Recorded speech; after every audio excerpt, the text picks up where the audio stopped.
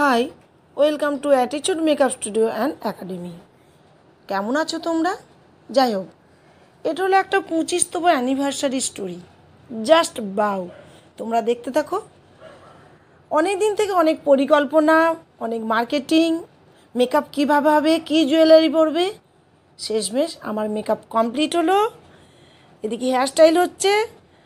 আর আমি তোমাদের কাছ থেকেও জানতে চাইবো বৌদির মেকআপটা কেমন হয়েছে, আর বৌদির কাছ থেকেও শুনে নেব যে তার মেকআপটা কেমন। একটু বলো। খুব খুব সুন্দর, নিজেকে তো নিজে চিনতেই পারছি না, এত ভালো লাগছে, খুব সুন্দর। আর রিঙ্কু তো মানে খুব যত্ন নিয়ে খুব সুন্দর করে সাজিয়েছে। আর আমাদের বন্ধুর মতো আমার খুব প্রাউড ফিল হচ্ছে যে আমাদের বন্ধুদের মধ্যে এত সুন্দর ও যে সাজাতে শিখে গেছে, খুব ভালো লাগছে। এটাই আমার একদম ডিয়ারেস্ট বৌদি কিন্তু। হ্যাঁ, যাই হোক, বৌদিকে কমপ্লিট করে বৌদিকে আমি ছেড়ে দিলাম। প্রোগ্রামটা হচ্ছিল নক্ষত্র হোটেলে।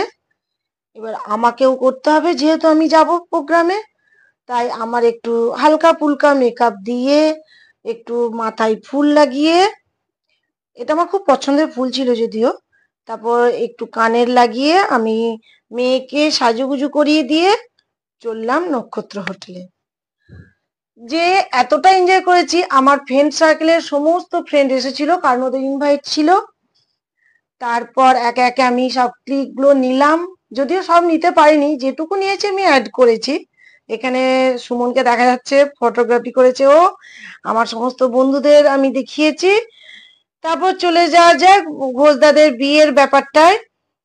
হ্যাঁ, প্রথমে বলি সম্পর্কটা হচ্ছে আমাদের একটা বন্ধুত্বের সম্পর্ক, আমার হাজব্যান্ডের কলিগের মিসেস।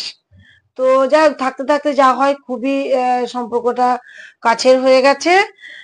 আমরা বান্ধবীরা সমস্ত ফুলের মালা, পান, সিঁদুর নিয়ে গেছি। ওখানে ওদের বিয়ে হচ্ছে। বিয়েতে হয় কনেকে কোলে করে বরকে ঘুরানো হয়, এখানে বরকে কোলে করে কনেকে ঘুরানো হচ্ছে। 25 বছর হয়ে গেছে তো সব উলট পালট হয়ে গেছে। তারপর সিঁদুর দান হচ্ছে, ওরাও মেনে নিচ্ছে, মানে এতটা এনজয় করছে, আমরাও সমস্ত ওদিকে জোর করে করাচ্ছি।